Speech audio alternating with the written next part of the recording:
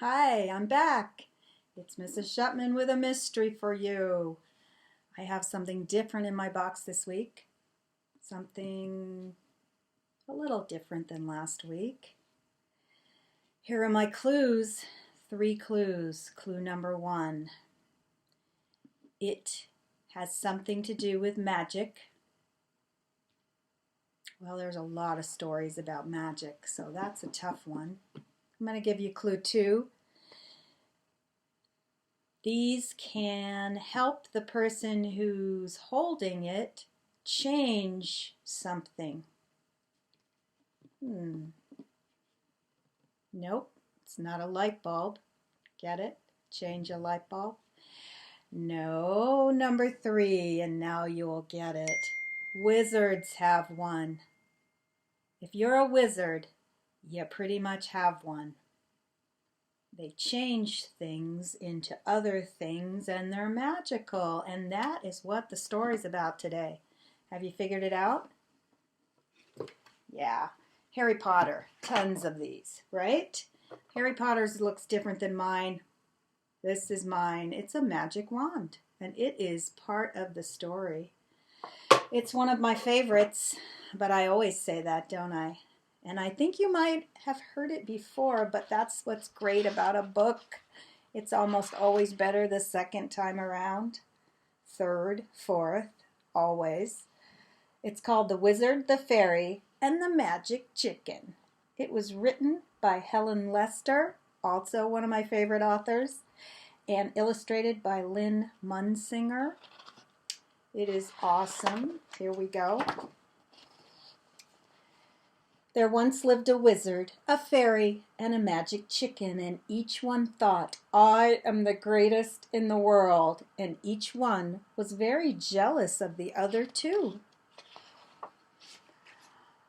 My wand has a moon on it, said the wizard. Well, my wand has a star on it, said the fairy. My wand has a pickle on it, said the magic chicken. Well, I can kiss a pig and turn it into a bicycle, said the wizard. Well, that's nothing, said the fairy. I can kiss a bicycle and turn it into a bowl of soup. I can do better than that, said the magic chicken. I can kiss a bowl of soup and turn it into a singing frog. That is pretty spectacular. Each one always tried to outdo the others. I can make a hairy monster with sharp teeth, bellowed the wizard. I can make a bumpy monster with 9 legs, screeched the fairy. I can make a dotted monster with buggy eyes, yelled the magic chicken. And he did.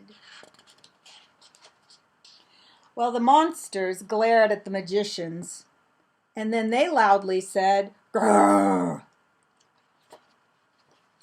And for the very first time, the magicians agreed. Run for your lives, they shouted. I know, I'll make a cloud to hide behind, gasped the wizard.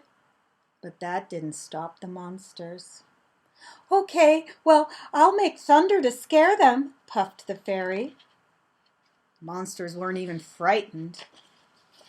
Oh, I've got it. I'll make lightning. That'll make 'em go away, said the magic chicken.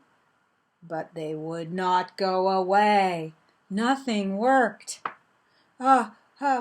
We'd better, said the wizard. Try something, said the fairy. Together, said the magic chicken. So they all chanted, 1, 2, 3, go! And the cloud and the thunder and the lightning came together, and suddenly it rained.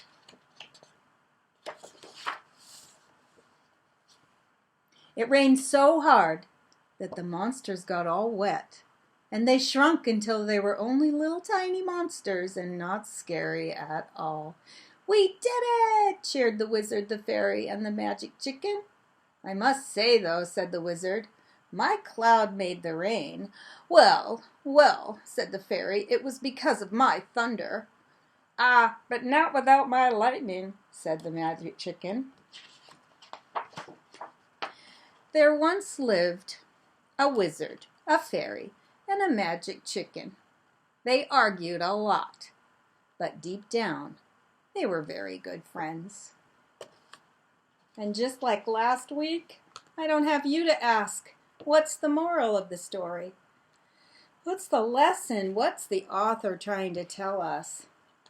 I have some ideas because some students told me last year.